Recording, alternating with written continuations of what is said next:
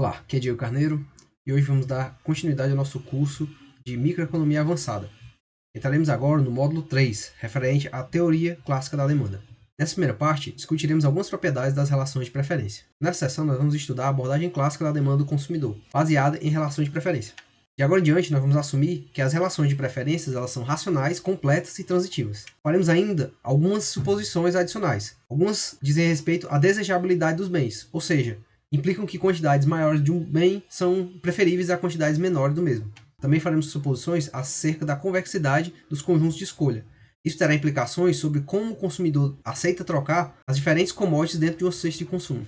Podemos começar com a definição de monotonicidade. Dizemos que a relação de preferências é monotônica se para uma cesta quaisquer x, se para uma cesta y estritamente maior do que x, ou seja, em que todas as quantidades de todos os bens contidos em y são superiores às quantidades contidas na cesta x, isso necessariamente implicar que y é estritamente preferido a x. Dizemos ainda que ela é fortemente monótona se para y maior ou igual a x, ou seja, que a quantidade de pelo menos um dos bens na cesta y seja superior à quantidade na cesta x e os demais bens equivalentes entre as duas cestas, isso é suficiente para dizer que y é estritamente preferível a x. A monotonicidade vai ser satisfeita para commodities que são bens, ou seja, que são desejáveis, e não males, ou seja, indesejáveis.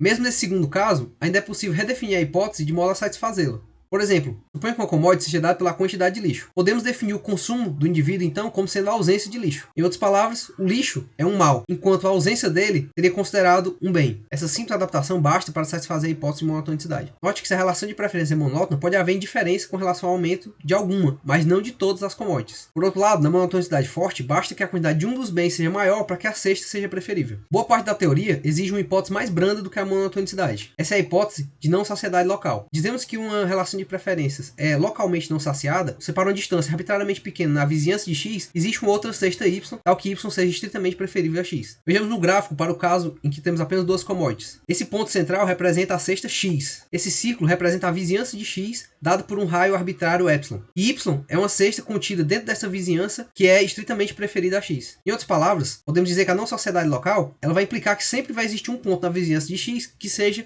preferível a ele. Perceba que, dada uma relação de preferências de uma cesta de consumo x, podemos definir três conjuntos de consumo. O primeiro deles é o conjunto de indiferença, ou seja, o conjunto das cestas contidas em x que são indiferentes a x. O segundo conjunto chamamos de conjunto contorno superior, que é constituído daquelas cestas que são pelo menos tão boas quanto x. Já o conjunto de contorno inferior seria o conjunto formado pelas cestas tais que x é pelo menos tão bom quanto elas. Mais uma vez, podemos identificar os três conjuntos no caso particular em que temos apenas duas commodities. Essa curva central representa o nosso conjunto de diferença, ou seja, os pontos em que x é indiferente a y. Os pontos abaixo dessa curva são os pontos em que x é pelo menos tão bom quanto y, ou seja, o nosso conjunto de contorno inferior. Já os pontos acima dessa curva são as cestas que são pelo menos tão boas quanto x, ou seja, o nosso conjunto de contorno superior. A não sociedade local ela vai implicar que o conjunto de indiferença não seja espesso, ou seja, ela seria formada apenas por uma linha como mostrado no gráfico. Para entender essa propriedade um pouco melhor, vamos apresentar uma definição adicional. Dizemos que uma relação de preferência x ela é convexa se para todo x no nosso conjunto de escolha,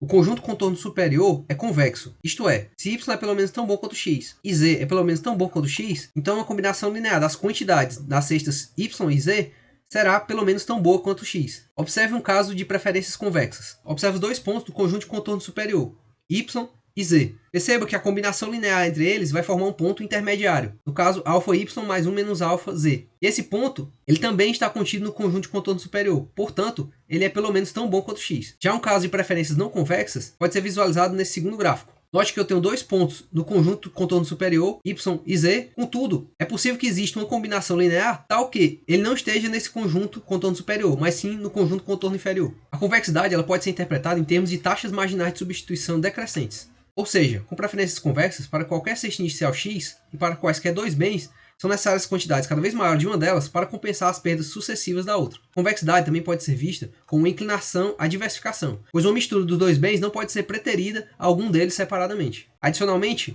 dizemos que a relação de preferência é estritamente convexa se para todo x nós temos que, se y é pelo menos tão bom quanto x e z é pelo menos tão bom quanto x, para y diferente de x, a combinação das cestas y e z será estritamente preferível a x. O gráfico ao lado mostra uma relação de preferência convexa, mas não estritamente convexa. Note que a combinação dos pontos y e z, que são pelo menos tão bons quanto o x, gerarão uma combinação linear pelo menos tão boa quanto o x. Dessa maneira, as relações aqui retratadas são convexas, mas não estritamente convexas. Pois se elas fossem estritamente convexas, a combinação linear de x e y resultaria em uma sexta necessariamente preferível a x. Em aplicações é comum focarmos em preferências que sejam de fácil dedução, a partir de um conjunto único. Dois exemplos desse caso são as preferências ditas homotéticas e quase lineares. Dizemos que uma relação de preferência monotônica é homotética se todos os conjuntos de indiferença são proporcionais à expansão ao longo de raios. Isto é, se x é indiferente a y, então αx será indiferente a αy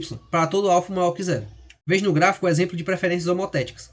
Note que os conjuntos de indiferença se deslocam proporcionalmente a um raio central. Nesse caso, uma vez que x é indiferente a y, 2 vezes x será indiferente a 2 vezes y. Por outro lado, dizemos que as relações de preferência são quase lineares com respeito à commodity 1, que denominaremos numerário, se todos os conjuntos de diferença são deslocamentos paralelos uns dos outros, ao longo do eixo da commodity 1. Isto é, se x for indiferente a y, então um acréscimo arbitrariamente pequeno da commodity 1 nas duas sextas, elas continuarão indiferentes entre si. Ademais, o bem 1 deve ser desejável. Ou seja, qualquer sexta que possua uma quantidade arbitrariamente maior do bem 1 será desejável a outra que possua uma quantidade menor. No caso de duas commodities, podemos ilustrar as preferências quase lineares como curvas de indiferença que se deslocam ao longo do eixo da commodity 1. E é isso, por hoje é só, e até o próximo vídeo.